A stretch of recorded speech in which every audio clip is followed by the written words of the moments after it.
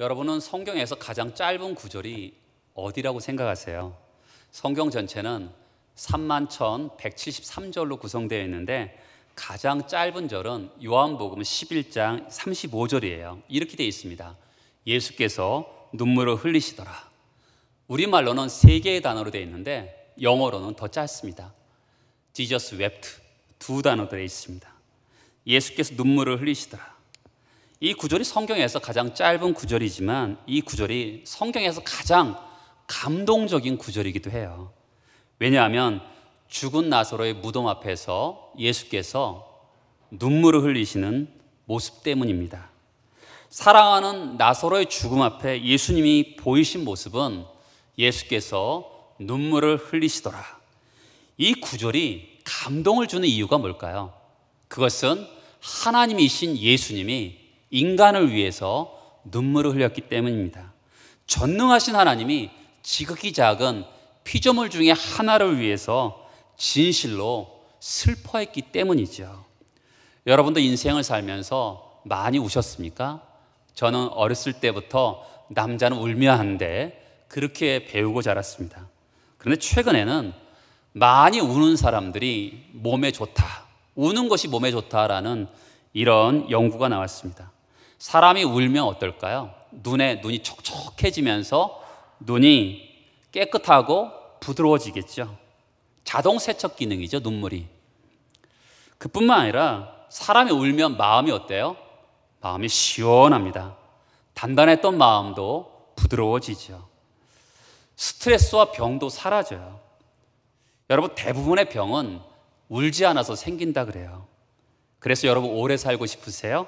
그러면 마음 깊은 곳에서 우러나오는 눈물을 흘려야 되죠. 어떤 분은 무자로 시작하는 7가지 울음을 이야기합니다. 무조건 우세요. 무차별적으로 우세요. 무시로 우세요. 무수히 우세요. 무릎 꿇고 우세요. 무한을 당해도 우십시오. 무엇보다 울고 또 우십시오. 우리가 사는 세상은 눈물이 없이는 살아갈 수 없는 세상입니다. 그런데 이 코로나19 시기에는 더 많은 눈물을 흘리게 되는 것 같습니다. 우리가 사는 세상은 왜 이런 고통이 있을까요? 이 고통을 어떻게 극복할 수 있을까요?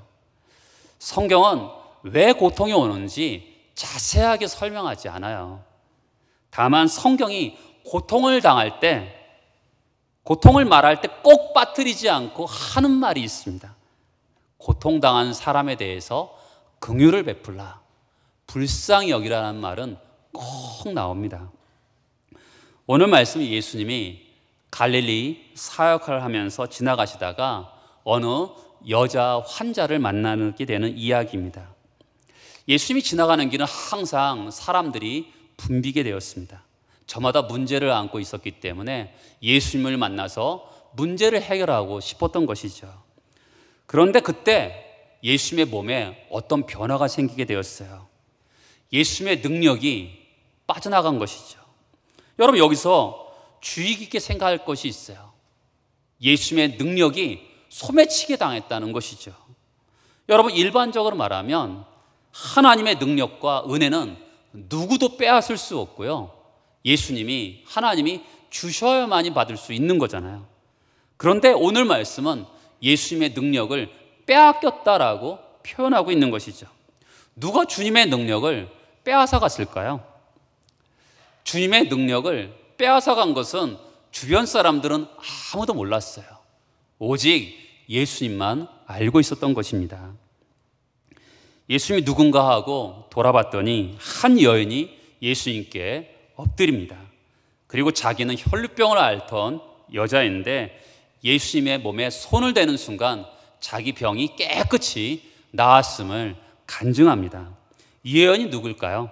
43절에 보면 혈루병에 걸린 여인입니다. 이 병을 어떻게 치료할 수 있을까요?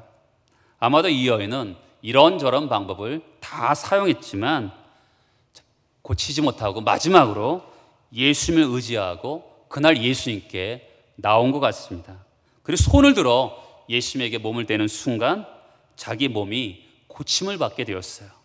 이 장면을 이렇게 기록합니다. 46절에 보면 예수께서 이르시되 내게 손을 댄 자가 있도다. 이는 내게서 능력이 나간 줄 알미로다. 이 여인이 고침받은 것은 예수님의 능력이 나갔기 때문입니다. 예수님 안에 있는 생명의 능력이 이 여인에게 흘러간 것이죠. 여러분, 혈루병이라는 병은 어떤 병일까요? 피를 쏟는 병입니다. 하혈을 하는 병이에요. 일반적인 생리적인 그런 피가 아니라 그 밖의 이유로 출혈하는 그런 병입니다. 이 여인의 상황을 두 마디로 표현할 수 있다면 절망과 소외, 절망과 고독이라고 표현할 수 있을 것 같습니다. 이 여인은 지금 사람이란 게 그렇잖아요. 병이 고쳐질 수 있다라는 희망을 가지면 그래도 희망이 있잖아요. 근데 이 여인은 고칠 수 있는 희망이 없었습니다. 이 여인이 절망 가운데 있었어요. 이 절망을 어떻게 표현합니까? 43절에 보면 이에 12회를 혈루증으로 앓는 중에, 여러분, 야이로의 딸이 12살이고요. 이 여인은 12년 동안 혈루증을 앓았습니다. 여러분, 이스라엘에는 숫자로 나타내는 어떤 뜻이 있어요. 12, 이건 완전수입니다. 그러니까 더 이상 회복할 수 없는 완전한 절망 가운데 있는 이 상태를 12회를 앓는 여인이라고 표현하고 있는 것이죠. 누가는 아무에게도 고침을 받지 못하였다고 기록하고 있고요. 마가복음 5장에 보면 가진 것도 이 병을 고치기 위해서 다 허비했다고 이렇게 표현하고 있습니다. 요즘 식으로 말하면 대학병원에도 가보고 한방병원에도 가보고 민간의학도 다 동원했는데 고칠 수 없었다는 것입니다. 치료를 받는 중에 재산 다 없어졌어요. 아마도 이 여인은 부자였던 것 같습니다. 어떻게든 고치기 위해서 애를 썼는데 재산도 다 잊어버리게 되었어요. 그것만이 아니라 여인으로서 아름다움과 매력도 다 없어지게 되었습니다. 12년 동안 피를 쏟으니까 피골이 상접하지 않겠습니까? 뼈와 정말 가죽만 남은 것이죠. 여인에게는 다 누구나 아름다워 보이고자 하는 욕망이 있습니다. 그러나 이 여인은 육체의 아름다움도 다 잃어버리게 된 것이죠. 이 여인은 건강도 잃고요, 재산도 잃고 아름다움도 잃었습니다. 절망이죠. 그런데 이 여인은 육체적인 질병뿐만 아니라 어떤 마음의 고통도 있었습니다. 그것을 한 단어로 표현하면 소외, 고독입니다. 레위기 15장에 보면 이런 유출병을 가진 여인을 부정한 여인이라고 그랬습니다. 그래서 회당이라든지 예배당에 올 수가 없었어요. 하나님의 앞에 나와서 예배를 드리는 자유조차도 빼앗기게 되었습니다. 영적으로 고독하죠. 또한 피를 흘리는 사람들은 부정한 사람이라서 정상적인 가정생활도 할 수가 없었어요. 만약에 이 여인이 결혼한 여자였다면 남편에게 이혼을 당했을 것입니다. 그 당시 관례로 따지면 이혼할 수밖에 없는 것이죠. 피를 흘리는 사람은 부정한 사람으로 취급되었기 때문에 접촉할 수도 없고요. 그 여인이 만지는 물건은 누구도 만져서는 안 돼요. 그 여인이 만지는 물건을 만지면 그 사람은 부정한 사람이 되기 때문에 그렇습니다. 그래서 어떻게 해요? 가족과도 같이 있을 수 없는 것이죠. 여러분 생각해 보세요. 여러분 자체가 부정한 존재로 되어서 정말 사랑하는 사람들하고 같이 살 수 없다면 여러분들은 어떠시겠습니까? 고독하겠지요. 소외감을 느낄 것입니다. 이 여인은 정말로 건강도 잃고 아름다움도 잃고 재산도 잃으면서 절망했습니다. 그런가 하면 하나님 앞에 나오는 예배하는 자유도 빼앗기고 가정조차도 사랑하는 사람들도 같이 살 수 없는 고독한 삶을 살고 있었습니다. 이 한많은 여인이 예수께 나오게 된 것이죠. 여러분, 성경에서 예수님이 병을 고칠 때마다 보여준 두 가지 사실이 있습니다. 그것은 불쌍히 여기는 겁니다. 예수께서 불쌍히 여기사, 마태복음 14장에 보면 예수께서 나오사 큰 무리를 보시고 불쌍히 여기사 그 중에 있는 병자를 고치시니라. 나병 환자가 예수님께 나왔습니다. 선생님이 원하시면 제 병을 깨끗하게 하실 수 있습니다. 그때 성경이 이렇게 말합니다. 마가복음 1장에 보면 예수께서 불쌍히 여기사 손을 내밀며 그에게 대시며 이르시되 내가 원하노니 깨끗함을 받으라. 불쌍히 여기사. 여러분, 예수님이 능력보다 먼저 불쌍히 여기셨어요. 손을 내밀기 전에 그분이 불쌍히 여기셨습니다. 깨끗함을 받으라 말하기 전에 먼저 예수께서 불쌍히 여기셨습니다. 나인성 과부의 아들이 죽었잖아요. 그때 예수께서 나인성 과부를 불쌍히 여기사 그 아들을 고쳐줍니다. 한 목사님의 장애인 아들이 있었습니다. 어느 날 아들이 기도하다가 우는 거예요. 목사님이 아들 왜 우니? 아빠, 예수님의 눈에 눈물이 고여 있어요. 왜? 한참 있다가 이 아들이 말합니다. 슬퍼하세요. 왜 슬퍼하시는데? 아들이 한참 있다가 말합니다. 제가 슬퍼하니까요. 여러분, 이 장애인 아들이 슬퍼하니까 하나님께서, 예수께서 불쌍히 여기셔서 같이 슬퍼하시는 것이죠. 여러분, 예수님이 우리에게 주시는 최고의 선물은 긍휼, 불쌍히 여기시는 겁니다. 여러분은 성경이 말하는 하나님이 긍휼히 여기시는 하나님, 불쌍히 여기시는 하나님을 믿습니까? 하나님을 설명할 때 가장 좋은 설명은 불쌍히 여기시는 하나님입니다. 시편 116편에 보면 여호와는 은혜로우시며 의로우시며 우리 하나님은 긍휼이 많으시도다. 긍휼의 하나님을 대표적으로 보여주는 사건은 바로 하갈의 사건입니다. 사라가 아들을 낳기 위해서 아브라함에게 자기 몸종 하갈을 줍니다. 그를 통해서 이스마엘이라는 아들을 낳습니다. 그런데 사라가 이 이스마엘을 통해서 이 하갈을 미워하기 시작합니다. 그 결과 하갈을 광야로 내쫓지요. 사람에게 버림받습니다. 아브라함에게도 버림받고 자기의 주인인 사라에게도 버림을 받습니다. 그런데 하나님은 버리지 않으세요. 내쫓긴 하갈을 위해서 광야에서 물을 내십니다. 이스마엘을 축복하세요. 네 씨가 많아 수를 셀 수 없게 될 것이다. 이 이스마엘을 통해서 지금의 아람 민족을 이루시는 것이죠. 그때 하갈이 너무 감사해서 하나님의 이름을 부릅니다. 창세기 16장에 보면 여호와 이름을 나를 살피시는 하나님이라. 나를 살피시는 하나님, 나를 바라보시는 하나님, 감찰하시는 하나님. 오늘도 여러분들을 하나님이 살피시고 감찰하심을 믿습니까? 찬송가 394장에 보면 이 세상의 친구들 나를 버려도 나를 사랑하느니 예수뿐일세. 예수 내 친구, 날 버리지 않네. 온 천지는 변해도 날 버리지 않네. 하나님은 긍휼의 하나님이십니다. 예수님께서 긍휼이 생기는 순간 그에게 나가신 것이 뭐냐면 바로 능력입니다. 46절에 보면 내게서 능력이 나갔도다.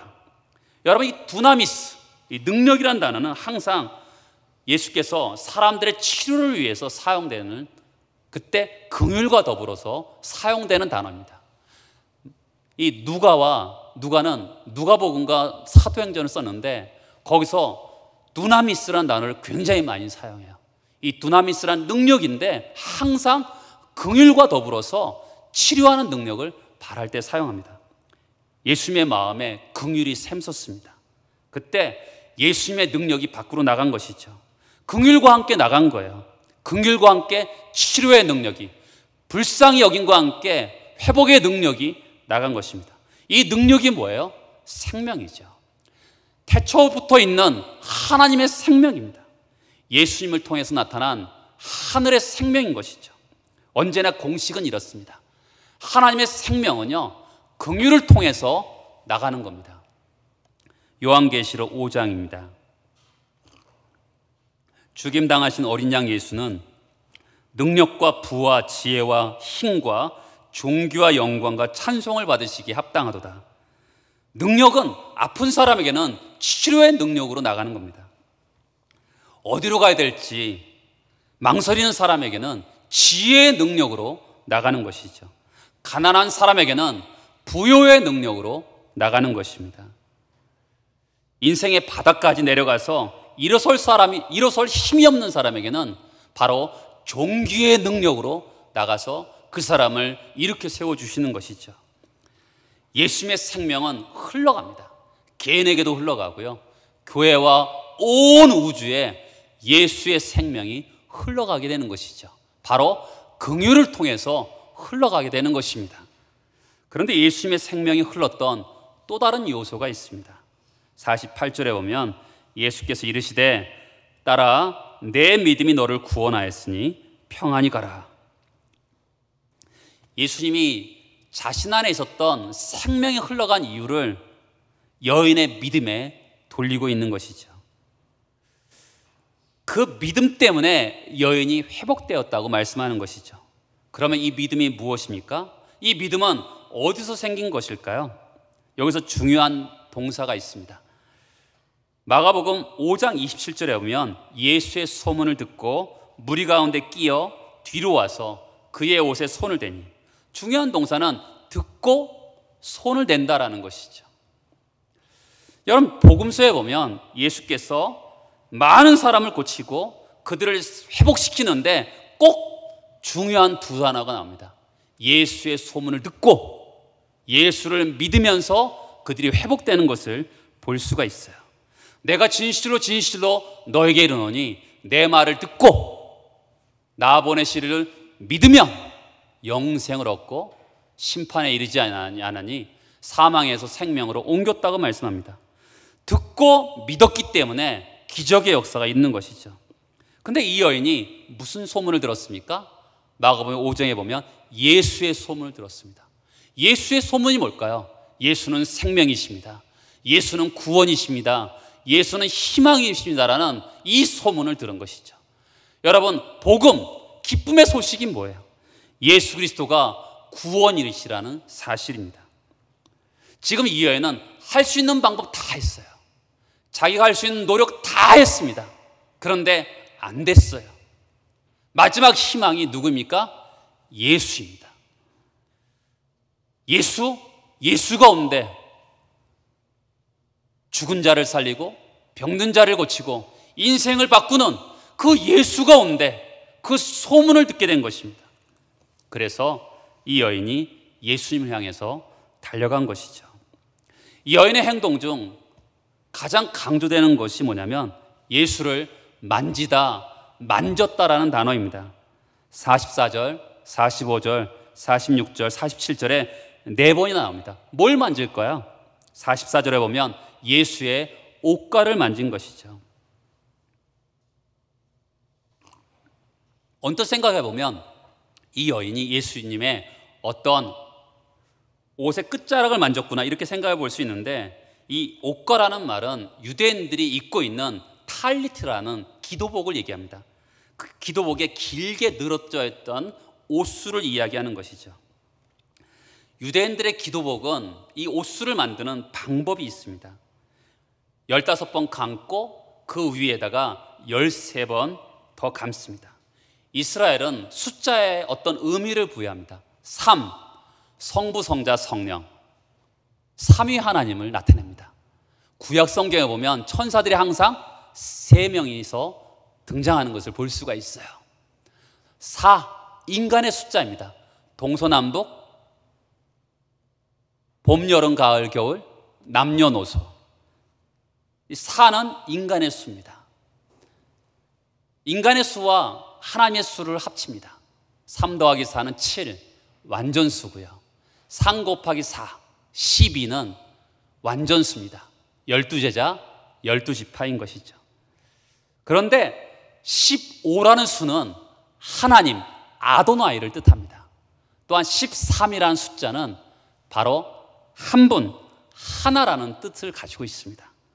그러니까 이 옷술은 15번 감고 그 위에 13번을 감아서 입고 다녔다는 것은 자기 몸에 신앙 고백을 하는 거예요.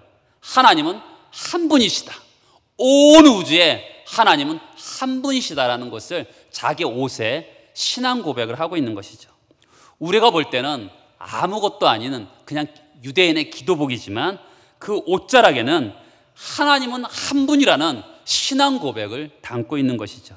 그래서 그날 이 여인이 옷가를 만진 것은 단순히 옷을 만진 게 아니라 하나님을 만진 거죠. 나를 치료할 분은 오직 하나님입니다라고 고백하면서 그 옷가를 만지게 된 것입니다. 여러분, 우연한 치료나 우연한 축복은 없어요. 성경에 보면 천국은 침노하는 자의 것이라 그랬잖아요. 이 여인이 천국을 침노해서 하나님의 능력을 자기에게로 오게 하게 한 것이죠. 믿음은 이것이죠. 나는 하나님을 붙잡겠다. 다른 사람은 다 못해도 하나님은 하실 수 있다. 내 몸에 불치병, 세상에는 고치지 못하지만 하나님은 고칠 수 있다. 오직 하나님만 하신다. 이것을 믿음으로 표현한 것입니다. 이 믿음이 이 여인을 자유롭게 한 것이죠. 믿음은 하나님의 능력이 우리에게 통하는 통로가 되는 것이죠. 그러면 한번 생각해 보세요. 여러분, 지금 42절에 보면 무리가 밀려들더라. 그리고 45절에 보면 주여 무리가 밀려들어 미나이다. 이런 표현이 나와요. 밀려들다. 이 표현은 누가복음에 보면 헬라어 단어로 딱 2번만 나옵니다. 밀려들다라는 단어와 4가지 밭의 비유 중에서 가시떨기가 자라서 기운이 막혀 자라지 못한다라는 그 단어는 같은 단어예요. 그러니까 지금 질식할 만큼 예수를 사람들이 밀고 있는 것이죠. 많은 사람들이 예수를 만졌을 거고 심지어 어떤 사람은 예수의 몸을 만지는 사람도 있을 거예요. 그런데 이것을 밀려들다, 숨이 막힐 정도로 예수를 괴롭힌다라는 표현을 쓰고 있고요. 근데 이 여인은 예수의 몸에 손을 댄다라고 표현하고 있는 것이죠. 여러분, 수많은 사람은 지금 예수를 괴롭힙니다. 숨이 막힐 정도로 괴롭히는 사람이 있는가 하면 어떤 이 한 여인은 예수의 몸에 믿음으로 손을 대는 것이죠. 여러분, 우리가 지금 예배 자리에 앉아 있습니다. 어떤 분은 예수를 이 시간에 괴롭히는 사람이 있을 겁니다. 숨이 막힐 정도로 예수를 괴롭히는 사람이 있는가 하면 어떤 사람은 예수 앞에 나와서 예수에게 몸을 손을 대면서 기적을 경험하는 사람이 분명히 있을 겁니다. 똑같이 앉아 있는 것지만 다르죠. 오늘 성경도 이렇게 얘기하고 있잖아요. 밀려들다, 만지다라는 표현을 가지고 확연하게 무리와 이 여인을 구별하고 있는 것이죠. 여러분, 지금은 예수님이 눈으로 보이지 않습니다. 우리가 어떻게 예수를 손을 댈 수 있을까요? 예수를 괴롭히는 것이 아니라 어떻게 예수님께 손을 댈 수 있을까요? 여러분, 어떤 사람은 설교를 10년, 20년 들어도 바뀌지 않는 사람들이 있습니다. 그런가 하면 어떤 사람은 한 번만 설교를 들어도 인생이 바뀌는 사람이 있어요. 이유가 뭘까요? 믿음의 차이입니다. 믿음으로 하나님, 저 진리의 말씀을 통해서 저를 변화시켜 주세요 라면서 예수의 몸에 손을 대는 거죠. 그러니까 그의 인생이 바뀌게 되는 것이죠. 지금 이 여인은 예수의 몸에 손을 댑니다. 그러니까 그의 인생이 바뀌게 되는 것이죠. 수많은 사람은 예수를 밀었어요. 기운이 막힐 정도로 예수를 괴롭혔지만 어떤 기적도 일어나지 않았습니다. 어떤 분은 찬양을 부르다가 인생이 바뀌는 분도 있죠. 찬양의 가사 속에서 예수를 만나는 사람이 있죠. 여러분, 노래랑 찬양은 달라요. 노래를 하면 인생이 바뀌지 않습니다. 예수님께 그의 마음을 다해서 믿음을 가지고 찬양을 하면 그의 인생이 바뀌게 되는 것이죠. 어떤 사람은 기도하다가 인생이 바뀌는 사람도 있습니다. 믿음의 기도를 하는 것이죠. 하나님, 제가 할 수 있는 건 다 해봤습니다. 그러나 오늘 이 순간 주님의 말씀 앞에, 주님 앞에 내가 나왔사오니 주님, 제 인생이 바뀌어지기를 원합니다 라고 기도할 때, 믿음의 기도를 할 때 그의 인생이 바뀌는 것이죠. 형식적인 기도, 종교적인 기도는 그의 인생을 바뀌지 않습니다. 중요한 질문은 이것입니다. 여러분, 믿음으로 예배합니까? 믿음으로 말씀을 듣습니까? 믿음으로 찬양을 합니까? 믿음으로 기도를 하십니까? 여러분, 여러분의 절망과 여러분의 외로움을 가지고 주님 앞에 나오십시오. 하나님, 주님, 제가 할 수 있는 방법 다 했습니다. 내 삶을 이것으로 바꿀 수는 없지만 내 삶의 고통을 가지고 주님 앞에 믿음으로 손을 대오니 주님, 내 인생을 바꿔 주옵소서. 어떻게 될까요? 믿음으로 예수님께 손을 대면 주님이 우리를 불쌍히 여기셔서 그분의 능력이 우리의 몸을 통해서 나타날 줄 믿습니다. 48절의 말씀입니다. 따라 네 믿음이 너를 구원하였으니 평안히 가라. 평안을 향해 가라요. 저를 보시겠어요? 여러분, 지금 하나님의 은혜가 임해서 이 여인이 고침을 받았습니다. 근데 이 여인이 예수님이 평안을 향해 가래요. 이 여인은 지금 돈도 없고요, 아직 피골이 상접한 상태입니다. 이 여인이 이제는 공동체를 떠나 있다가 이제 나섰으니까 공동체를 향해서 가야 돼요. 공동체 사람들이 이 사람을 어떻게 받아줘야 되죠? 불쌍히 여겨야 되는 것이죠. 긍휼히 여겨야 되죠. 그래야지만 이 사람이 평안이 회복되는 거 아니겠습니까? 요한이서 3절에 보면 은혜와 긍휼과 평강이 하나님 아버지와 아버지의 아들 예수 그리스도께로부터 진리와 사랑 가운데서 우리와 함께 있으리라. 은혜와 긍휼과 평강. 하나님의 마음은 은혜와 긍휼과 평강입니다. 은혜와 긍휼과 평강은 어떤 관계가 있을까요? 은혜, 하나님이 우리에게 베푸신 사랑입니다. 긍휼, 우리가 다른 사람에게 베푸는 사랑인 것이죠. 여러분, 은혜는 긍휼을 낳고요, 긍휼은 은혜로 말미암는 것입니다. 근데 이 세상은 왜 평강이 없을까요? 은혜가 긍휼로 흐르면 이 땅에는 평강이 임하는 것입니다. 평강은 은혜 더하기 긍휼인 것이죠. 따라서 둘 중에 하나만 없어도 평강이 없는 거예요. 여러분, 이 여인이 예수의 은혜를 경험했습니다. 근데 완전하게 아직은 그의 피골이 상접한 모습도 있을 거고 재산도 없어요. 그러면 그 지역의 공동체, 그 가정, 동네 사람들, 회당에 있는 모든 사람들이 이 사람을 긍휼히 여겨야지만이 평강이 회복되는 것이죠. 여러분은 하나님으로부터 날마다 은혜를 받습니까? 은혜를 받아도 평강이 없는 이유는 그 은혜가 긍휼로 흘러가지 않기 때문입니다. 윤동주의 서시라는 부분이 이런 시가 있어요. 죽는 날까지 하늘을 우러러 한 점 부끄러 먹기를 잎새에 이는 바람에도 나는 괴로워했다. 별을 노래하는 마음으로 모든 죽어가는 것을 사랑해야지. 모든 죽어가는 것을 사랑해야지. 우리가 세상에 대해서 긍휼을 가져야 되는 이유는 세상이 좋아서도 아니고 세상이 의롭기 때문도 아닙니다. 딱 한 가지예요. 모두 다 죽어가기 때문에 그렇습니다. 에베소 4장에 보면 서로 친절하게 하며 불쌍히 여기며 서로 용서하기를 하나님이 그리스도 안에서 너희를 용서하신 것 같이 하라. 왜 불쌍히 여깁니까? 다 죽어가는 사람이기 때문에 그래요. 하나하나 알고 보면 다 불쌍한 사람들입니다.